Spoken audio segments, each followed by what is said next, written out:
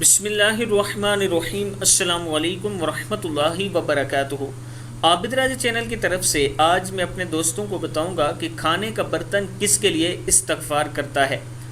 हज़रत उम्मे आसिम रज़ी अल्लाह तआला अन्हा फरमाती हैं कि हम एक प्याले में खाना खा रहे थे कि हमारे पास हज़रत नबशा आए और कहा कि रसूलुल्लाह सल्लल्लाहु अलैहि वआलिहि वसल्लम ने इरशाद फरमाया, जो प्याले में खाए फिर इसे चाट करके साफ़ करे, प्याला इसके लिए इस्तग़फ़ार करता है, यानी उसे अच्छी तरह साफ़ करे। जिस बर्तन में खाए उसको अच्छी तरह साफ़ करे, उसमें सालन वगैरह ना छोड़े, तो फिर वो प्याला उसके लिए इस्तग़फ़ार करता है।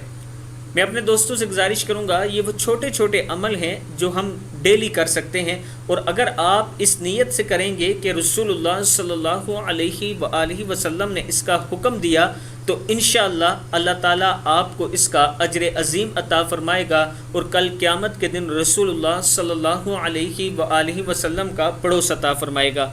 इस वीडियो को आप दोस्तों ने आगे ज़रूर शेयर करना है। अस्सलामु अलैकुम वरहमतुल्लाहि वबरकातुहू।